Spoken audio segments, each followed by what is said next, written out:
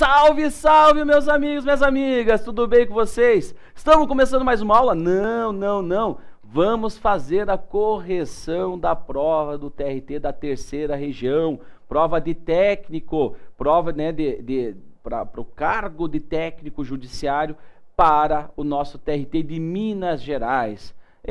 Minha maravilha, hein? Cidade maravilhosa, estado que eu gosto bastante. Minha tia mora, né, não em Minas Gerais, não mora em Belo Horizonte, mas mora em Uberlândia.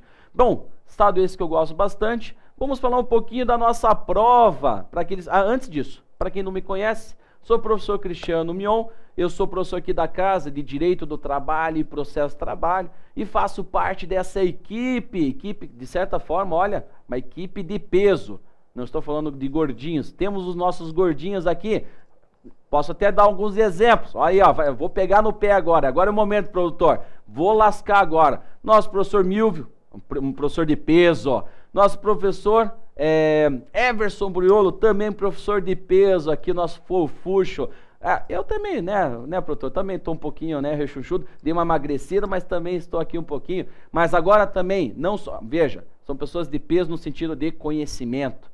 Experientes, verdade. Tudo bem que tem um pouquinho de gordura e tal, mas, gente, sério mesmo. Outros professores aqui da casa, professor França tem experiência mais de 20 anos em concurso público. Professora Daniela Tatarim, professor André Tatarim, Paulo Máximo, Thaís Nunes, a equipe é nota 10, nota 10. E eu sou, né, eu sou um dos professores dessa levada e desses professores de experiência, e estou aqui para te auxiliar a esclarecer talvez algumas dúvidas que surgiram aqui no decorrer da prova.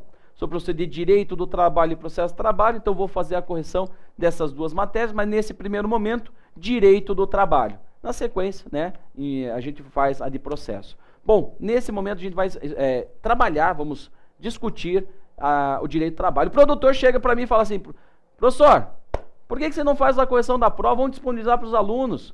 Porque não adianta, sai a prova, você olha a questão e fala, puxa vida, mas por que a alternativa D? Por que a alternativa E? Por que tal alternativa está errada? E isso que a gente vai tentar responder aqui. Vamos tentar aqui, claro, de uma forma mais rápida, ou às vezes algum momento vou ter que me estender um pouquinho e tal, mas trazer os fundamentos legais, os artigos. E eu vou ser sincero para vocês, não sei se alguns outros professores, né, concordam comigo, não, mas ou até mesmo os alunos, não sei se concordam comigo ou não, mas eu achei que uma prova relativamente média para difícil, não é uma média, não era fácil, mas também não era difícil. Foi uma prova mediana, tinha realmente como você fechar a parte do direito de trabalho. Nós trabalhamos essas matérias, esse conteúdo, de uma forma que você conseguiria responder essas questões, então eu fico tranquilo nessa parte.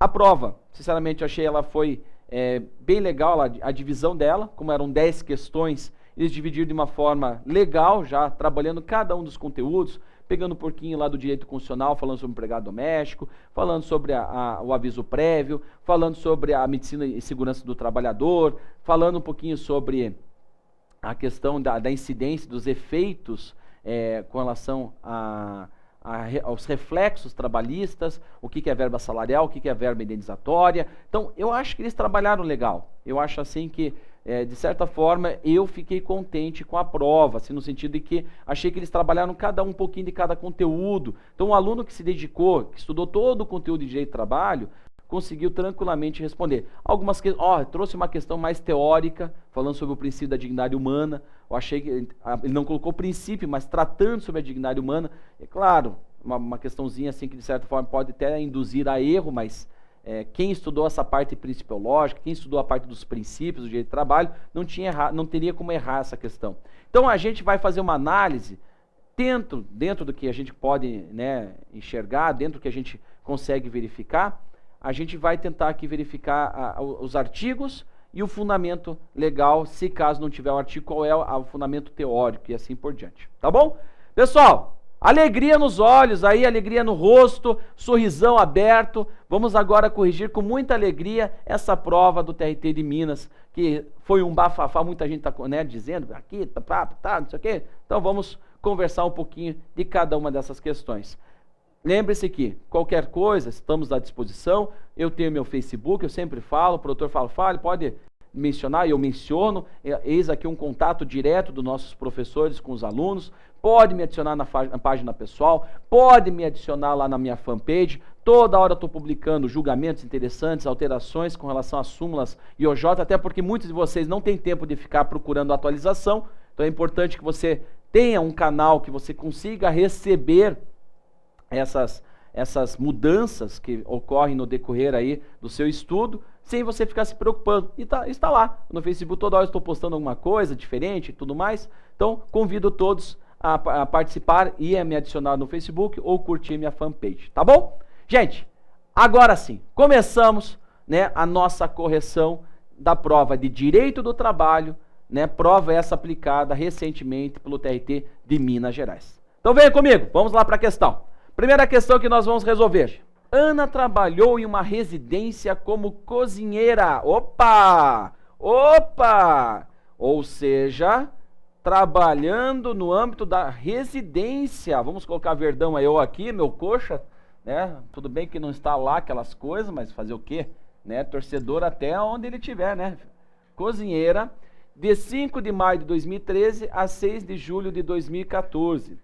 No período indicado e na data da rescisão do contrato de trabalho, é devido à categoria profissional de Ana, podendo ser exigido seu cumprimento de imediato pela empregada o direito a... Bom, gente, tem que lembrar que a emenda constitucional acabou ampliando os direitos das empregadas domésticas. E o artigo 7º, parágrafo único da Constituição foi o que sofreu essa influência da emenda constitucional número 72. O que aconteceu nesse caso, gente? Os incisos que trazem os direitos estão elencados no parágrafo único do artigo 7º. Só que nós temos 3 situações que você tem que tomar cuidado com relação ao empregado doméstico. Com relação ao parágrafo único.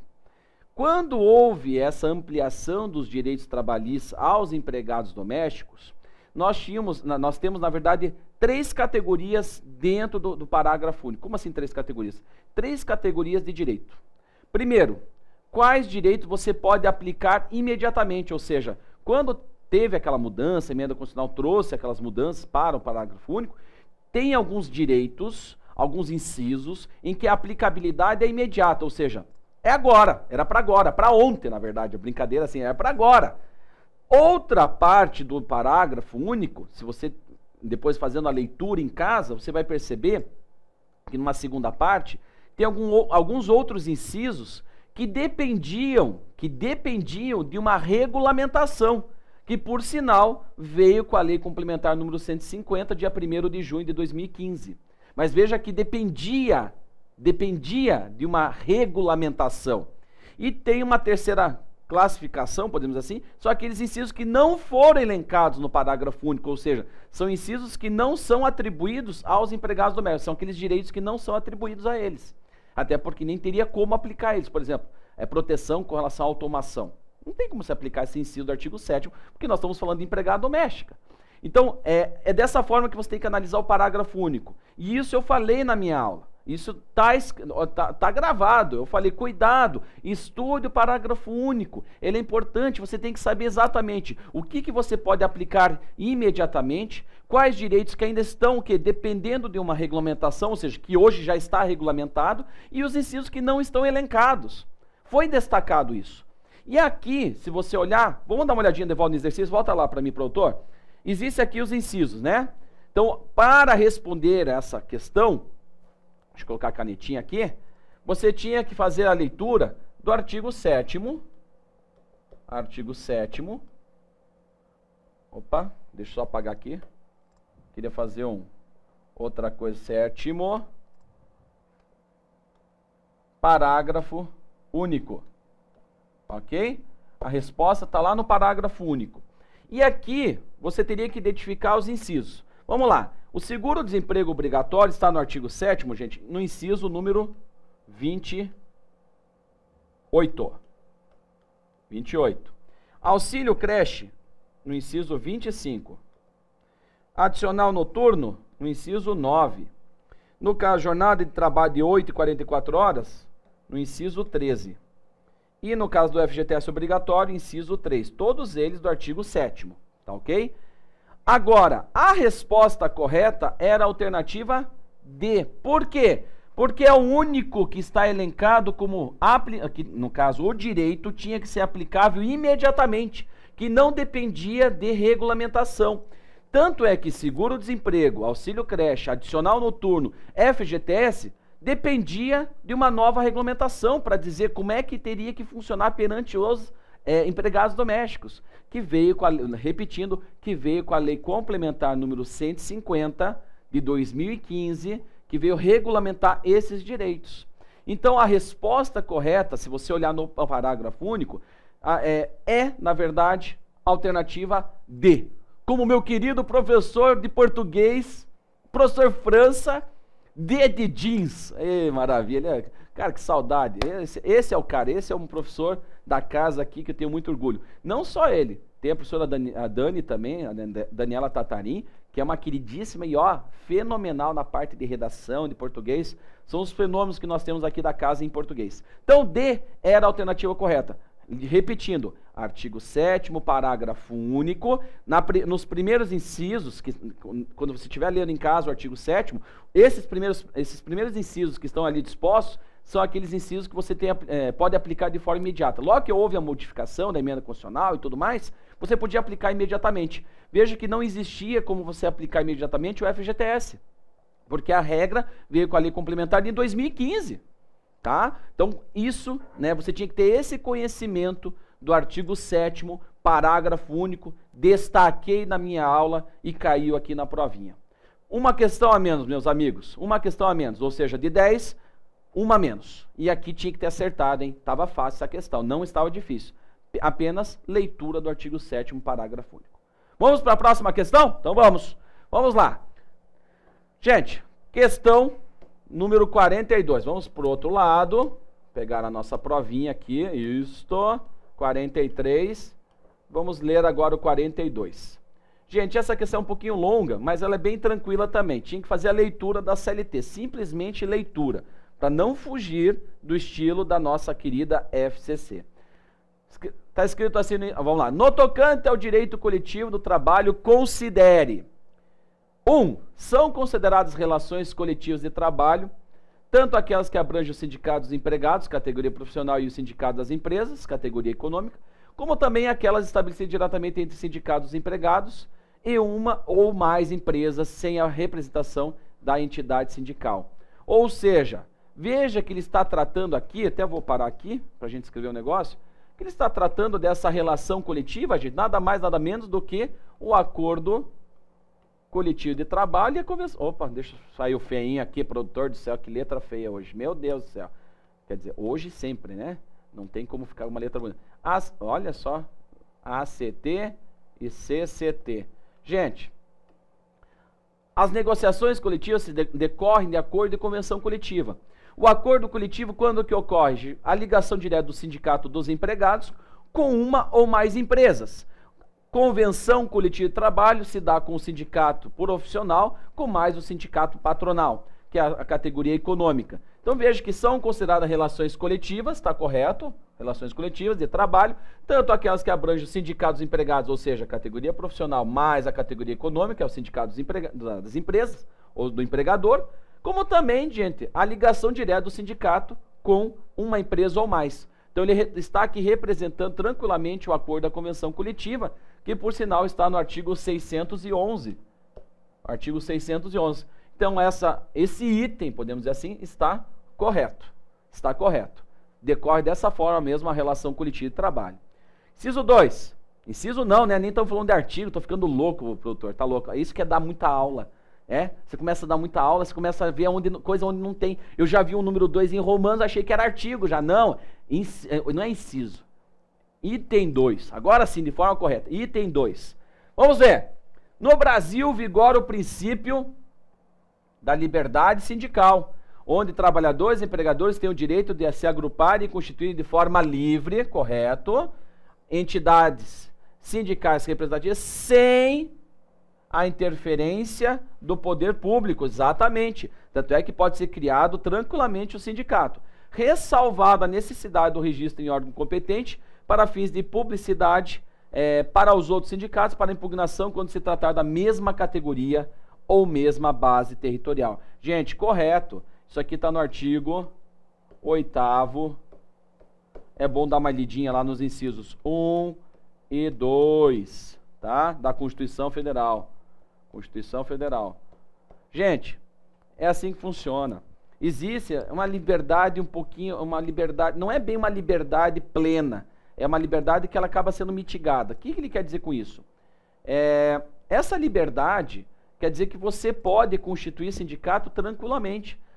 O Estado não pode te proibir de se organizar dessa forma. É nesse sentido. A única coisa que existe de imposição é que não pode ter mais de um sindicato defendendo a mesma categoria profissional na mesma localidade, no mesmo município.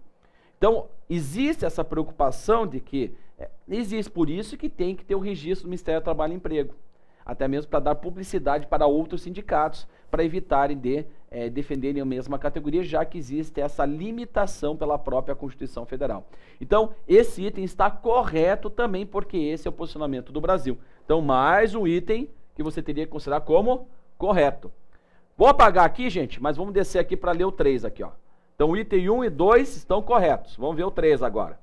É vedada a dispensa do empregado sindicalizado a partir do registro da candidatura a cargo de direção ou representação sindical e se eleito ainda que suplente até 1 ano e meio após o final do mandato, salvo se cometer falta grave nos termos da lei. Gente, literalidade da lei, novamente. Aqui o artigo era o 543, que você tinha que fazer a leitura, especificamente parágrafo 3º, tá? Parágrafo 3º. Está errado essa alternativa aqui, esse item. Por que está errado? Cuidado, que a estabilidade dele é de 1 ano e não 1 ano e meio, tá? É 1 ano após o final do mandato. Então, o artigo 543 coloca bem claro para a gente que, claro, que é vedada a dispensa do empregado, o dirigente sindical, sendo que a partir do registro dele, tanto é que o registro ele menciona no parágrafo 5º que tem que comunicar dentro de 24 horas, só que já tem uma súmula 369, é até bom dar uma lidinha nessa súmula, tá? Súmula 369 do TST, que explica um pouquinho sobre o dirigente sindical, a estabilidade. Lembrando que não precisa nem respeitar aquele prazo, desde que comunique dentro do contrato de trabalho, mas tem que ser, a súmula 369 diz que tem que haver a comunicação, não precisa respeitar, né, o prazo, mas tem que ser feita a comunicação, e na verdade o prazo não é um ano e meio, sim de 1 ano. Então o item aqui correto é 1 e 2. Então, nosso gabarito traz aqui como alternativa E, né? 1 e 2 apenas, pois o item 3 estava errado. Então, eis aqui nossa questão número 43, gente. Olha só o que diz a nossa questão 43. Afonso, nascido em 16 de 1 de 98, opa, parou tudo. Tem que tomar cuidado aqui já. Se ele está dando data, já presta atenção, porque às vezes pode ter alguma informação importante. 16 de 1 de 98. Trabalhou como empregado, exercendo a função de ajudante geral de 31 de 1 de 2014 a 18 de 11 de 2014, tendo pedido demissão, cumprido o prazo do aviso prévio trabalhando. Deseja ingressar com reclamação trabalhista logo após sua saída contra a sua ex-empregadora para requerer o registro na carteira de trabalho, CTPS, bem como a comprovação, né, de seu tempo de serviço, além do pagamento das diferenças de horas extras. Gente, presta atenção. O menino, o rapazinho chamado Afonso, nosso Afonsinho, ele nasceu em 98.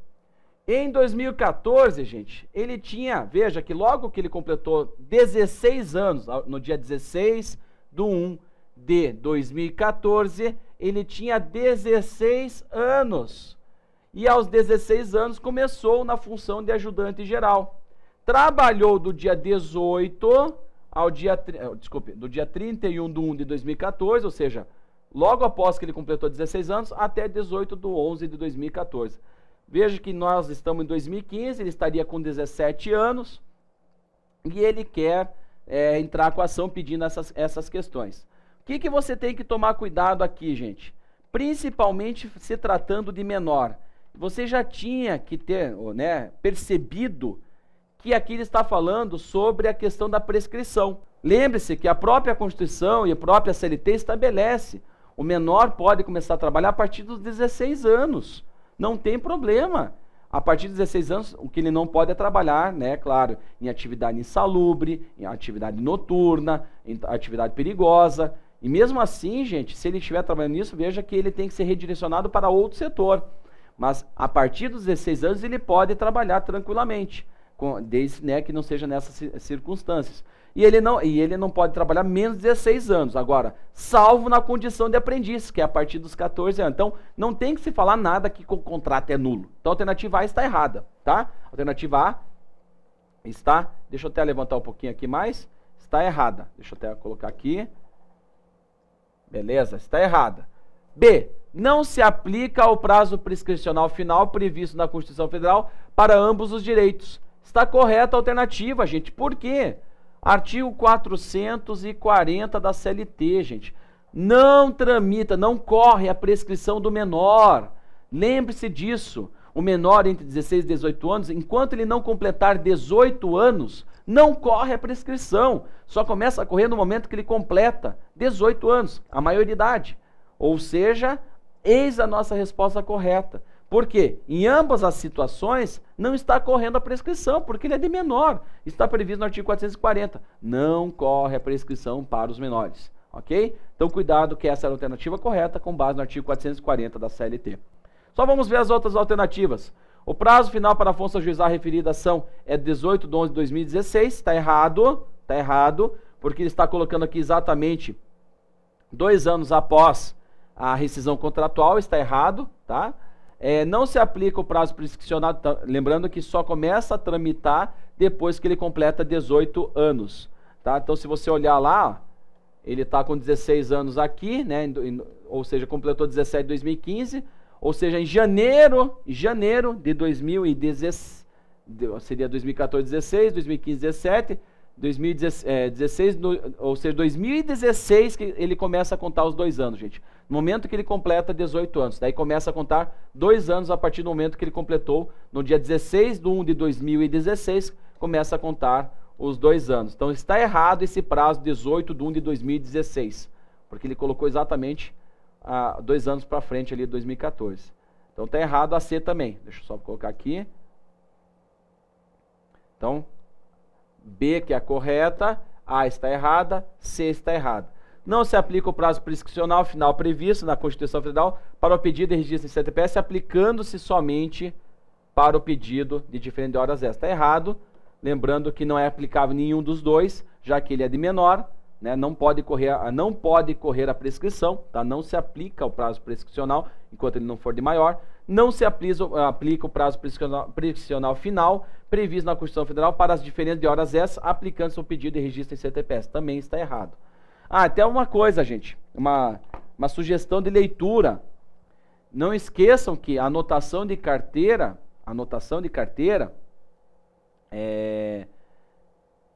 até por sinal, tem que tomar cuidado, essa prescrição, por ele ser de menor, não se aplica em nenhum dos 2 pedidos, até porque só começa a aplicar a partir dos 18 anos. Só que tem que lembrar que a carteira de trabalho, somente a anotação de carteira, tá? A vinculação, conforme artigo 11, parágrafo 1º, é imprescritível.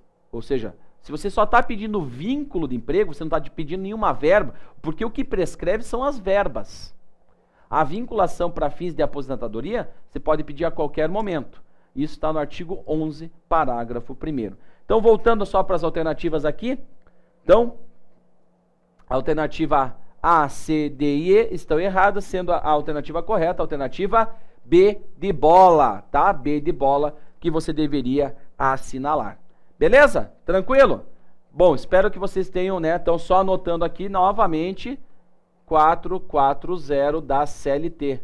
Anotem lá, CLT, que trata especificamente que não aplica o prazo prescricional para esses direitos, até porque é imprescritível, não é imprescritível, mas não corre a prescrição por ele ser de menor. Tá bom? Tranquilo? Eis aqui a nossa alternativa. Então vamos para a próxima alternativa. A alternativa é essa, que é a número de 44.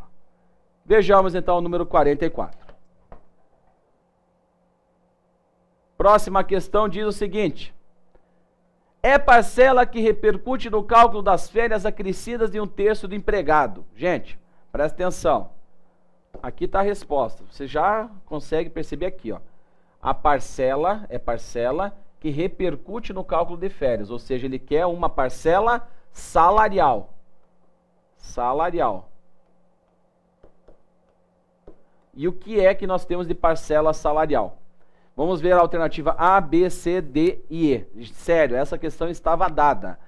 Diária para viagem que não excedam 50% do salário percebido pelo empregado e não se sujeitam à prestação de contas. Lembre-se que, no caso das diárias para viagem, se exceder de 50% é que passa a ser verba salarial. Mas como não excedeu, é verba indenizatória, ou seja, não salarial. Vou colocar aqui um S, não salarial. Beleza? Só para vocês lembrar. O artigo que fala isso é o artigo 457, parágrafo 2º, gente. Então, é verba não salarial. Abono e rendimento do PIS. É uma verba salarial, gente? Não salarial também. Por quê? Isso é uma verba que o Estado paga. Por isso que não é uma verba salarial. O abono pago do PIS é um valor devido pelo Estado e não tem nada a ver com o salário. Veja que ele não repercute no cálculo de outras verbas trabalhistas. Salário família. Gente, salário família não é salário. Salário família é contribuição previdenciária. É devido, claro, para as pessoas que têm um rendimento mais baixo, consideradas pobres na acepção ali da lei, mas na concepção da lei, só que não é salário, é contribuição previdenciária, por isso não tem caráter salarial. Adicional de horas extras habitualmente realizadas. Está aqui a nossa alternativa correta.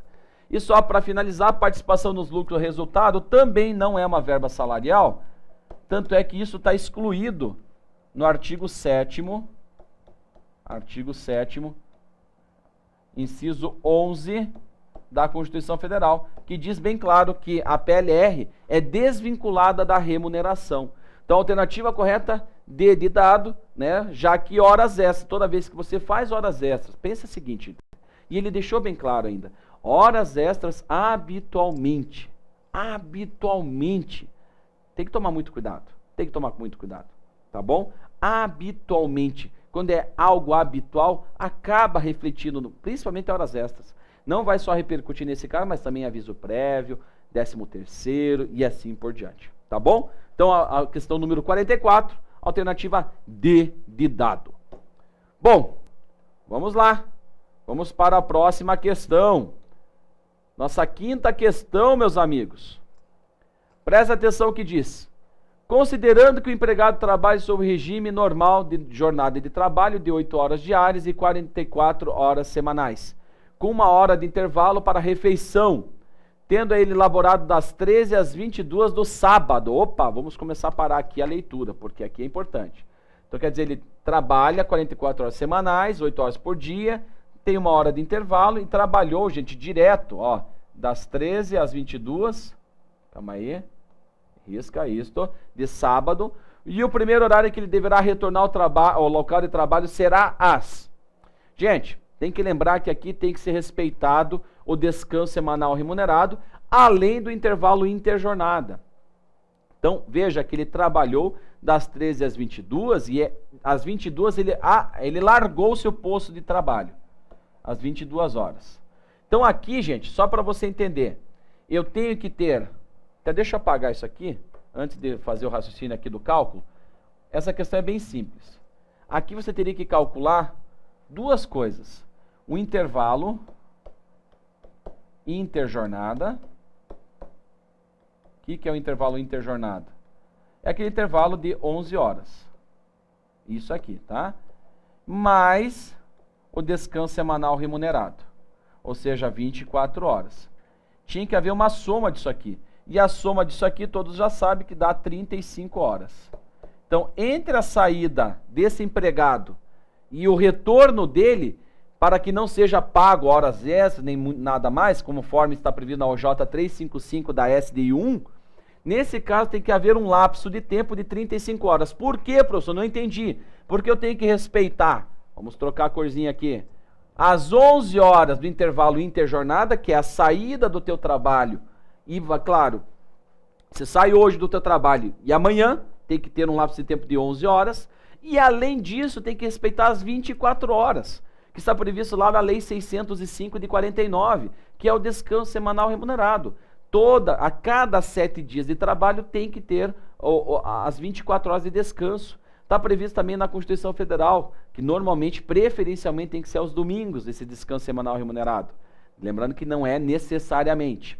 Então aqui, gente, o cálculo que você tinha que fazer é exatamente o seguinte cálculo.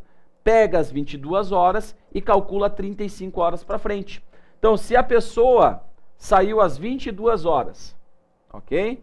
22 horas. Veja que até as 10 horas do dia seguinte, isso aqui do sábado, tá? Do sábado. Já ficou até pequeno aqui. Deixa eu fazer o seguinte, vamos apagar tudo isso aí agora? Pronto, beleza. Agora sim, agora fica com mais espaço. Então, a pessoa está aqui no sábado. No sábado. Domingo, segunda-feira. Então ela parou de trabalhar às 22 horas de sábado. Se ela ir até as 22 horas de descanso de domingo, veja que aqui eu respeitei as 24 horas. Então agora eu só tenho que calcular mais 11 horas. 11 horas, se você começar às 22, é só contar. Não tenha vergonha de contar nos dedos na hora da prova. Conta nos dedinhos. Não tem problema. 22, vai lá, 22. 23, meia-noite. 1, 2, 3, 4, 5, 6, 7, 8, 9. Ou seja, a nossa resposta, alternativa A. Porque além das 22 horas, ele tem que calcular aqui ainda mais 11 horas. E aqui seria 9 horas da manhã. Ok, gente? Então, eis aqui a nossa resposta. E aqui, claro, sugiro a leitura de vocês, até a leitura do artigo 7º, inciso 15 da Constituição Federal, artigo 66 da CLT, que fala do intervalo interjornada, e também, no caso do artigo 1º da Lei 605 de 49, que fala sobre o descanso semanal remunerado, que trata das 24 horas. A CLT também trata, né? Está lá no artigo 67, que fala das 24 horas. Mas você tinha que fazer esse cálculo. Falou em descanso semanal remunerado, que ele vai sair para o descanso, além das 24 horas, não esqueça que tem que respeitar também as 11 horas. Questãozinha dada para você também, nós conversamos isso na nossa aula, tá bom? Bom, gente, só uma coisa, se você tiver como anotar, sugiro também, na questão anterior, faça uma leitura da súmula 347 e 376 do TST, vale a pena, fala sobre os efeitos reflexos das horas extras. Dá uma olhadinha que eu falei da parcela salarial. Então anota aí, você que está anotando, né, qual o artigo e tal, não sei o quê. Súmula 347 e 376 do TST. Leitura obrigatória para a prova, tá bom? Vamos para a próxima questão? Eu sei que demora um pouquinho, mas vamos lá. Já foram 5, falta mais 5 agora. Vem comigo. Gente, 46. Maria da Glória foi dispensada por justa causa, olha lá, por não atender aos ditames inseridos no regulamento da empresa. Opa, veja só, a FCC deixa bem claro pra gente isso aqui, ó. Foi dispensada por justa causa, por não atender os ditames inseridos no regulamento da empresa. Ou seja, ela não segue as regras da empresa, em que trabalhar devidamente depositado no Ministério do Trabalho e Emprego, ou seja, veja que está tudo certinho, devidamente depositado no MTE, que limitava o uso do banheiro. Opa! Como assim limitava o uso do banheiro? Vamos lá. No máximo 5 minutos. Imagina, produtor, você ter que se limitar a 5 minutos para ir no banheiro. Jesus amado. Jesus. Gente, não pode. Como é que pode o empregador colocar isso no regulamento, ou seja, regras da empresa, que você não pode usar? Imagina se você tem um problema de saúde, alguma coisa, sei lá, tem uma disfunção urinária, sei lá o quê, e tem que, volta e meia, tem que estar no banheiro. Daí fica te limitando, aí você vai ter que fazer o quê? Nas calças? Pelo amor de Deus, gente, que vergonha isso aqui. Continuando. No máximo 5 minutos no período da manhã e no período da tarde. Ainda, olha lá, produtor, tem que limitar ainda, de manhã e de tarde. A mesma já tinha sido advertida por escrito 2 vezes anteriormente pela falta cometida. Isso é um absurdo. Isso, né, pior que a gente dá risada, mas isso às vezes acontece, tá? Por incrível que pareça. Nesse caso, no caso exposto, gente, pessoal, por mais que a FCC tenha te induzido ao erro, tá? Não tem como errar, desculpe, ela tentou te induzir a erro, porque ela não pode ter, você não pode errar uma questão dessa. Gente, desde quando eu posso limitar 5 minutos aqui, né, no caso, 5 minutos para você usar o banheiro, gente. Isso é um absurdo. Vamos ver aqui o que temos de resposta. É errônea a forma de rescisão do contrato de trabalho, pois a dispensa por justa causa somente ocorre após a aplicação de 3 advertências. Veja que não existe nenhuma... o artigo 482 da CLT é um rol taxativo, ok? Mas não, ele não limita. Isso dependendo do caso, isso é um caso que tem que ser verificado pelo próprio empregador. Vai do bom senso dele. Então não existe aqui a necessidade de ter 3 advertências. Então, a alternativa A está errada. B. Está correto o uso do poder de direção do empregador, porque o regulamento da empresa estava devidamente depositado no Ministério do Trabalho, produzindo efeitos jurídicos nos contratos de trabalho. Não, gente. Está errado. Já vou explicar por que está errado. Está correto o uso do direito do controle do empregador, uma vez que, ao assumir os riscos do empreendimento, pode exigir ao máximo a prestação de serviço de seus colaboradores dentro do horário de serviço. Não, gente. Está errado também essa alternativa. Há abuso do poder de direção do empregador, uma vez que inserir no regulamento da empresa tal proibição, fere o direito à dignidade à trabalhadora. Gente, aqui que está a nossa alternativa correta. Por que é essa? Só vou ler a última. Há abuso do poder de direção do empregador, uma vez que a limitação ao uso do banheiro deveria ter sido estipulada na contratação da colaboradora, em suas cláusulas do contrato individual de trabalho e não em regulamento interno. Na verdade, não, gente. Isso aí é um desrespeito à dignidade do trabalhador. Lembre-se do princípio da dignidade humana.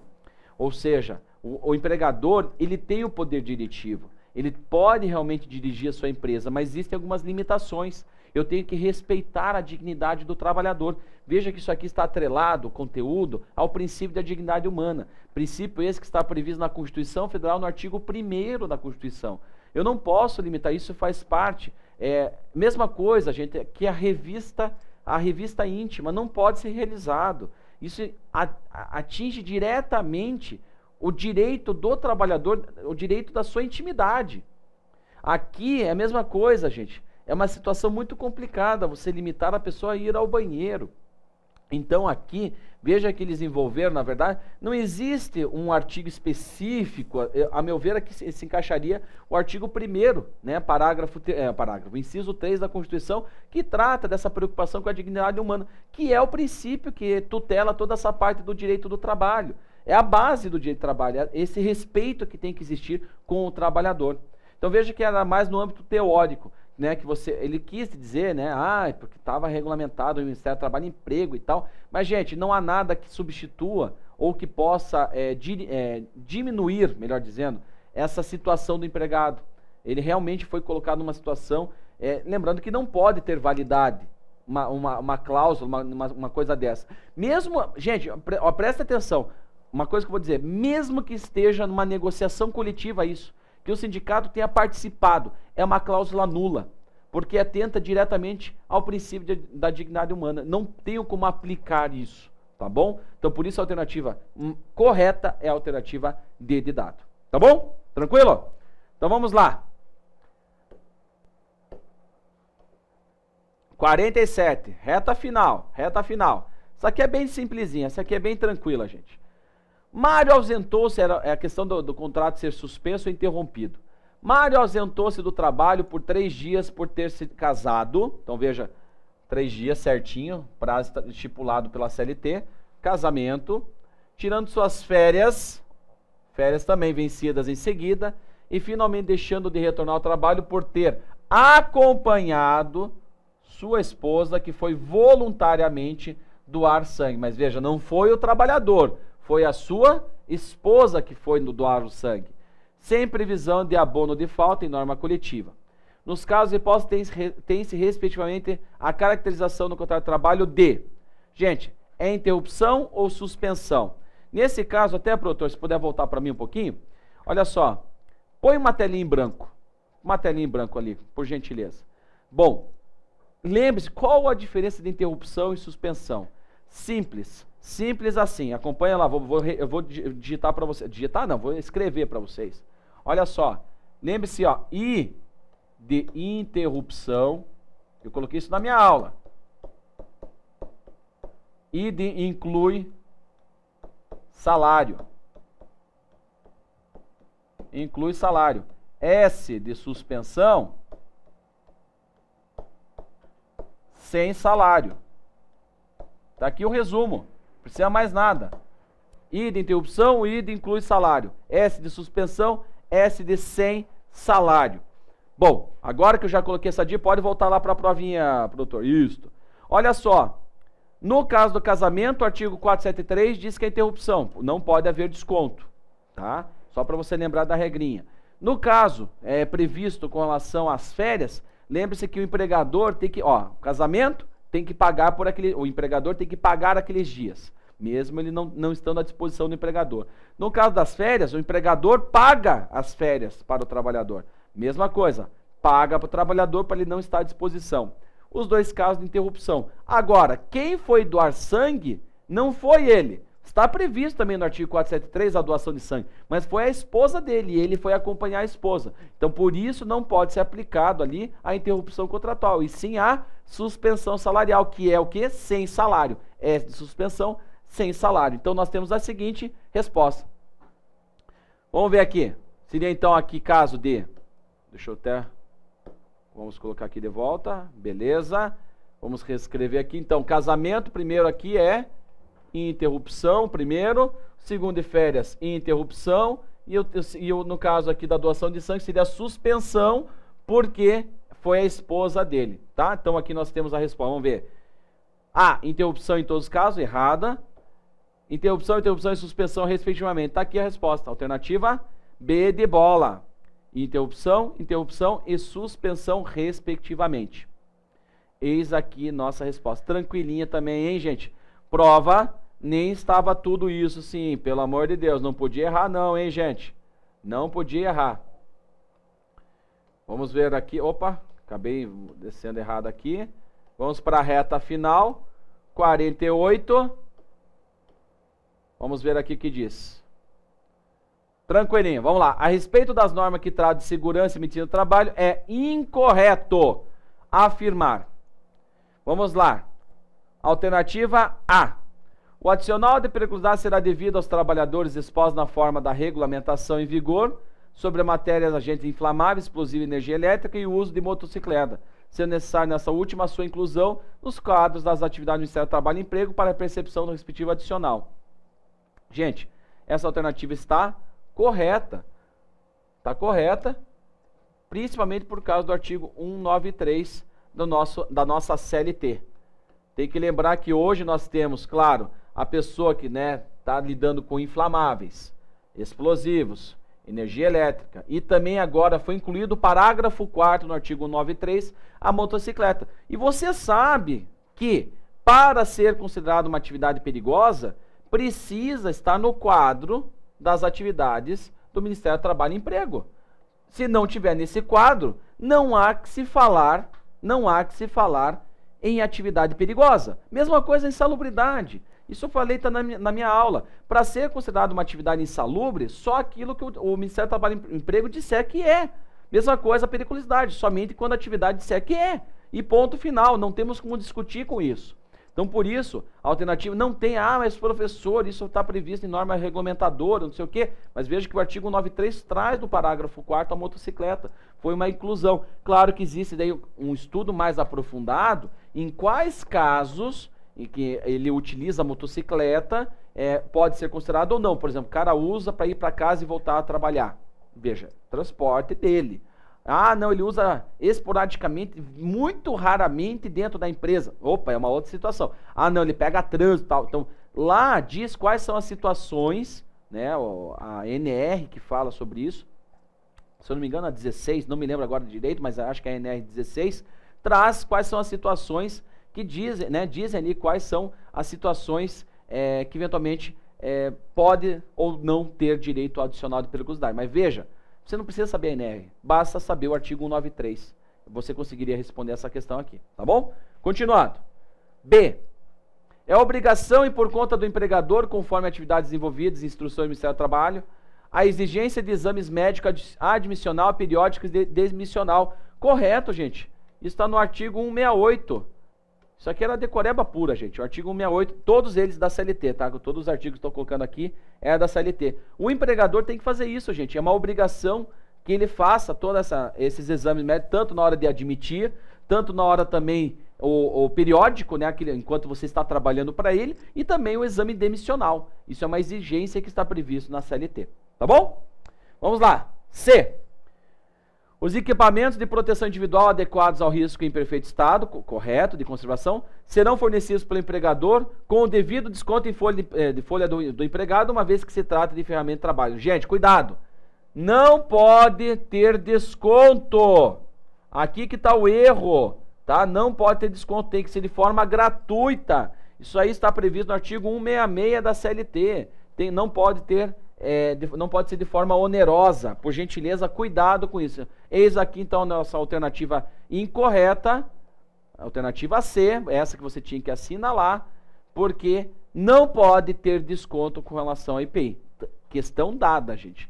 Se você não soubesse os outros itens, você tinha como chegar a essa conclusão, até porque como é ferramenta de trabalho, como é que você vai descontar isso do trabalhador? Não pode, principalmente ainda IPI, gente. IPI tem que ser de forma gratuita e tem que estar de livre acesso para ele.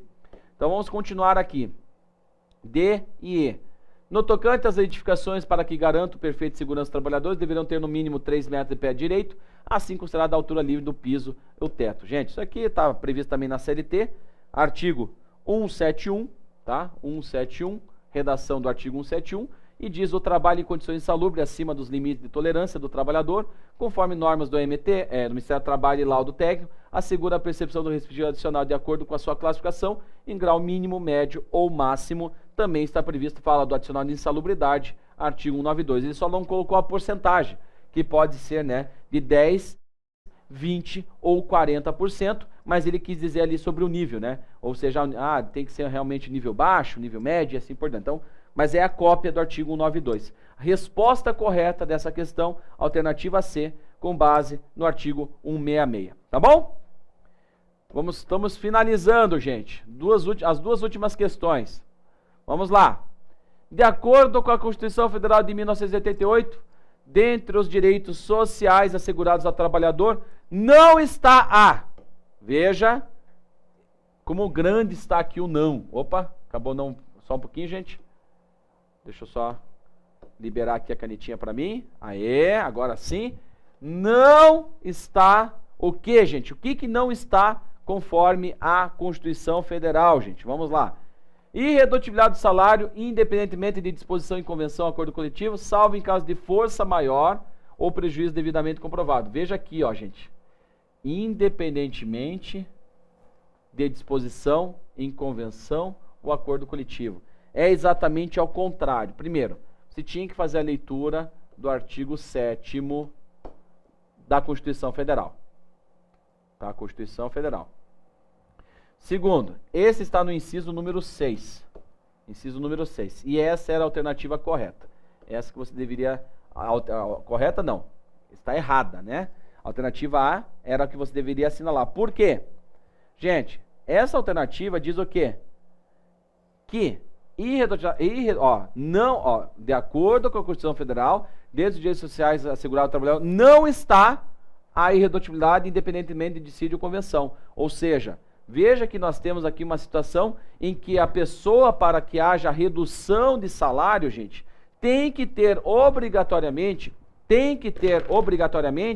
ali a disposição. Veja que ele tem que ter ali a negociação coletiva, tá? Tem que ter a negociação coletiva. Nós temos aqui, ó, não pode reduzir no primeiro momento, mas para reduzir precisa do envolvimento do sindicato, precisa da negociação coletiva. Então está errado, leia o inciso 6 e vocês vão ver. Irredutibilidade de salário, salvo disposição em convenção ou acordo coletivo. Essa parte final aqui que está toda errada, não tem nada disso aqui, tá? E aqui o salvo teria que estar escrito aqui em cima, não é independente, tá? Então aqui está tudo errado, essa segunda parte. Teria que estar escrito assim, salvo disposição em convenção ou acordo coletivo. Aí assim a alternativa A estava correta. Introdução do terço constitucional sobre as férias está correto, até por sinal está no inciso número 17, anota lá, 17 da Constituição Federal, artigo 7º. No caso, proteção em fase da automação na forma da lei, ou seja, estamos na 27, também está previsto, passou um a mais aqui, não é 28, é 27. E para nós finalizarmos, criação dos turnos ininterruptos de revezamento com jornada especial de 6 horas diárias, salvo negociação coletiva, mas está correto, essa é a regra geral, está lá no inciso número 14, e para finalizar, criação de licença paternidade de 5 dias, tá? De 5 dias, sendo que, lembrando que isso está previsto no artigo 10, parágrafo 1º do ADCT.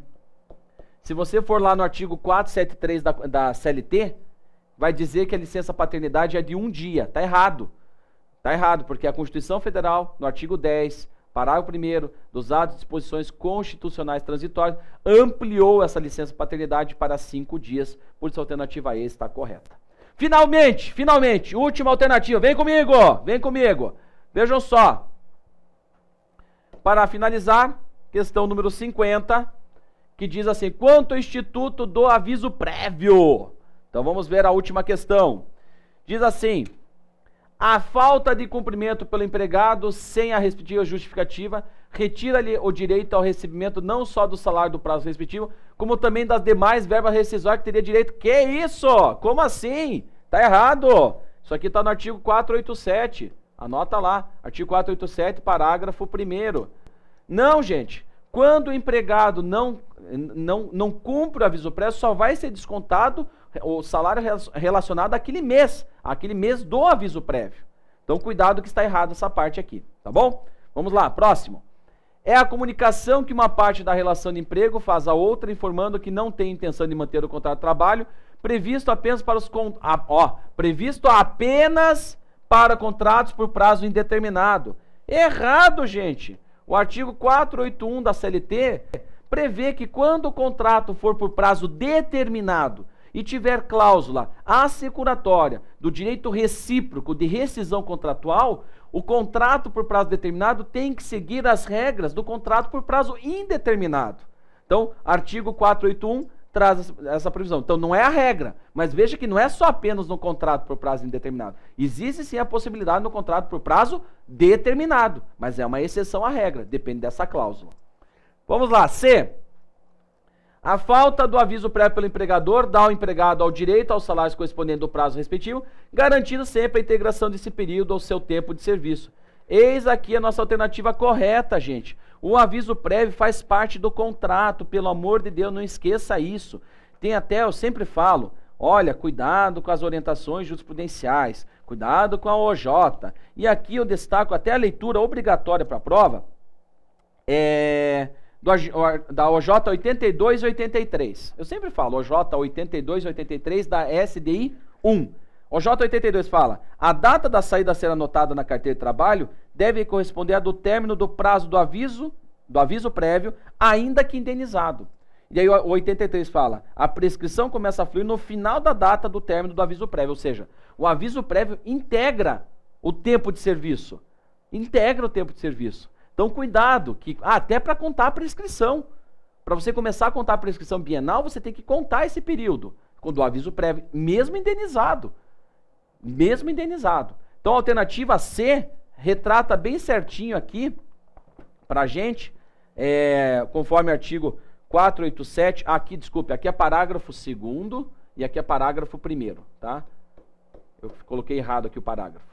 Artigo 4, a alternativa A, deixa eu até confirmar na CLT aqui. Artigo 487, parágrafo 1º. deixa eu olhar aqui se é isso mesmo, que a minha letra aqui é muito... Vamos ver? Não. Isso aqui, parágrafo 1º.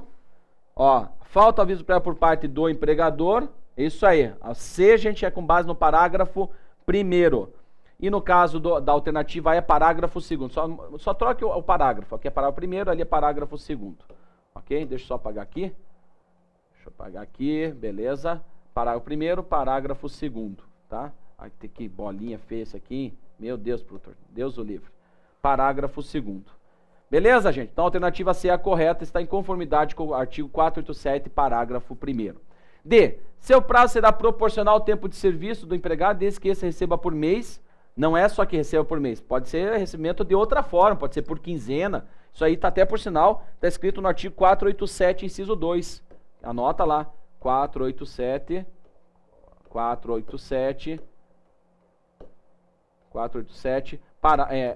inciso 2.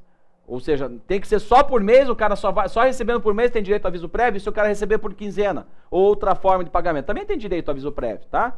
E esteja empregado há pelo menos 1 ano na empresa, acrescendo-se 3 dias por ano trabalhado no seu cálculo. Gente, cuidado que foi aqui, a FCC acabou te induzindo a erro, lembrando que a pessoa que tem menos de 1 ano também tem direito a aviso prévio, né? Ou seja, tem 4 meses, 5 meses, 6 meses, tem direito ao aviso prévio, sendo dispensado dessa forma. Claro que no momento que ele completa 1 ano, tem que ser acrescentado 3 dias, que é o aviso prévio proporcional. E a alternativa E, que diz assim, ó, com o advento da lei que estipulou o aviso prévio proporcional ao tempo de serviço, foram revogadas todas as cláusulas previstas em acordos ou convenções coletivas de trabalho, bem como o desistir coletivo, que previam o instituto da proporcionalidade mais benéfica ao trabalhador. Gente, para encerrar, princípio da proteção, condição mais benéfica. E até mesmo o seguinte, se existe uma previsão, você sempre vai aplicar aquela norma mais favorável. Se o acordo da convenção traz uma coisa mais favorável, você aplica com certeza o acordo da convenção e não a lei do aviso prévio proporcional. Então não tem que cancelar nada, porque realmente existe uma regra mais benéfica para o trabalhador. Pessoal, concluímos aqui nossa correção. Espero que você tenha entendido aqui os fundamentos legais. Faça uma revisão da matéria. Espero que você tenha ido super bem na prova e você sabe que você pode contar aqui com a equipe do curso íntegro. Fique à vontade. A nossa intenção é sempre auxiliá-los da melhor forma. Pessoal, um grande abraço. Tudo de bom para vocês e rumo aos próximos TRTs para aqueles que vão continuar fazendo prova. Até mais. Tchau, tchau.